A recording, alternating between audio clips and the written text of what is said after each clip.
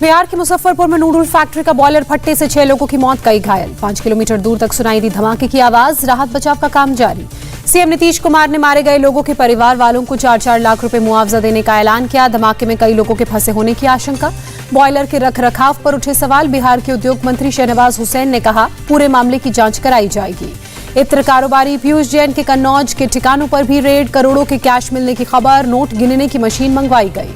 कन्नौज में भी पीयूष जैन के घर बोरों में भरा कैश बरामद किया गया। आसपास बंद मकानों के ताले तोड़कर तलाशी जारी। बंद पड़े मकान भी पीयूष जैन के बताए गए।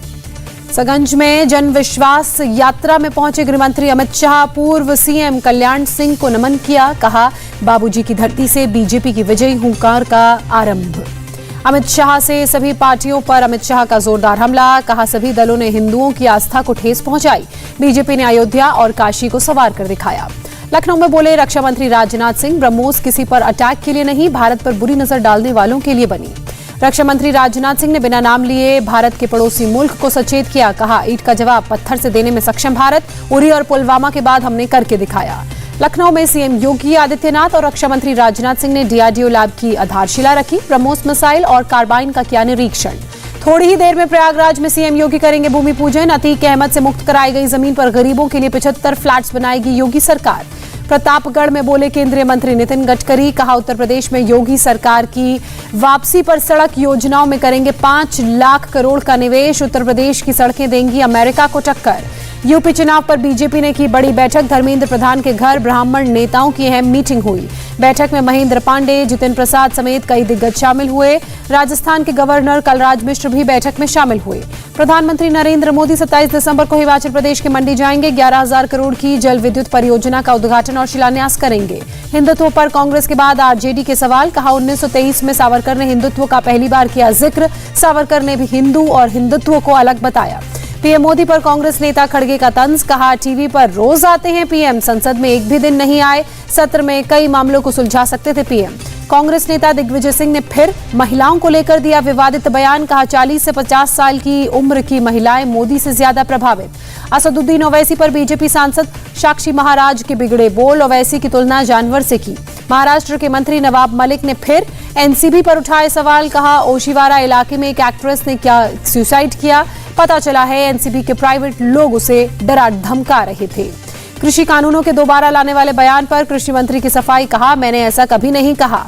पीएम ने की साल की आखिरी मन की बात। देश के वैज्ञानिक स्वास्थ्य कर्मियों की मेहनत को सराहा। कहा, सामूहिक मेहनत से वैक्सीनेशन को बड़ी सफलता मिली। पीएम ने देश के पहले सीडीएस जनरल बिपिन रावत को नमन किया। हेलीकॉप्टर हादसे में जान गंवाने वाले शहीदों को भी याद किया। पीएम मोदी अगले साल परीक्षा पर चर्चा में स्टूडेंट्स से रूबरू होंगे। 28 दिसंबर से शुरू होंगे कार्यक्रम के लिए रजिस्ट्रेशन। पीएम मोदी का बड़ा ऐलान, 3 जनवरी से बच्चों को टीका लगेगा। 15 से 18 साल के बच्चों का वैक्सीनेशन होगा। पीएम मोदी ने कहा, 10 जनवरी से 60 साल से ऊपर के बुजुर्गों को लगेगी प्रिकॉशन डोज। पीएम मोदी ने कहा, 10 जनवरी से हेल्थ वर्कर्स और फ्रंटलाइन वर्कर्स को भी लगेगी प्रिकॉशन डोज। राहुल गांधी का बयान। कहा, बूस्टर डोज का मेरा सुझाव मानकर केंद्र ने सही कदम उठाया। जन जन तक पहुंचानी होगी वैक्सीन और बूस्टर की सुरक्षा। पीएम मोदी के ऐलान पर सीएम अरविंद केजरीवाल ने भी खुशी जाहिर की। ट्वीट कर कहा, मुझे खुशी है कि पीएम मोदी ने फ्रंटलाइन वर्कर्स के लिए बूस्टर डोज का ऐलान किया।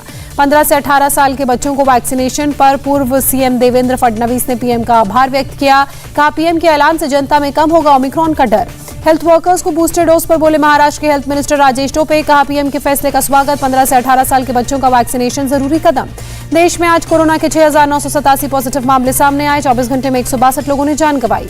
देश में ओमिक्रॉन के 450 मामले। 17 राज्यों में पैर पसारे। 2 और राज्य शामिल होकर संख्या हुई 19। महाराष्ट्र में सबसे ज्यादा 110 ओमिक्रॉन के मामले। राजस्थान में 24 घंटे में ओमिक्रॉन के 21 नए केस। मध्य प्रदेश में ओमिक्रॉन के 8 मरीज सामने आए। 6 मरीज स्वस्थ होकर घर गए। 2 मरीज अस्पताल में भर्ती।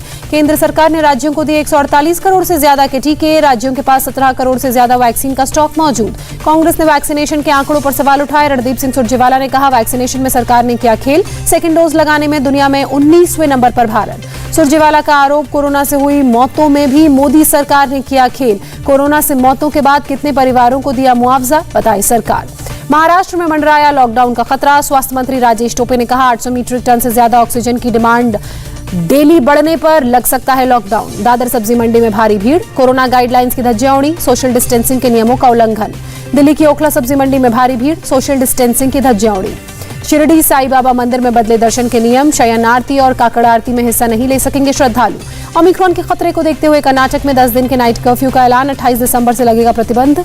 कर्नाटक में परिसर के बाहर किसी भी तरह के समारोह को अनुमति नहीं, 50% क्षमता पर काम करने पर पब और होटल को कहा, डीजे पर प्रतिबंध लगाया।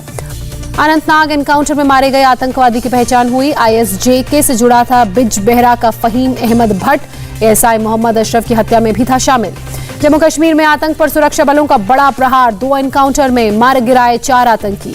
गुजरात की सौराष्ट्र यूनिवर्सिटी में पेपर लीक मामले में बड़ी सफलता, अमरेली के कॉलेज प्रिंसिपल समेत 6 लोगों को गिरफ्तार किया गया, डीसीपी राजकोट ने मामले में दी जानकारी। उड़ीसा सरकार का पंचायत चुनाव पर बड़ा फैसला, चुनावी हलफनामे में गलत जानकारी देने पर होगी 6 महीने की जेल। सेंचुरियन टेस्ट में भारत का शानदार आगाज, बिना कोई विकेट खोए बनाए 60 रन, क्रीज पर डटे केएल राहुल, मयंक अग्रवाल।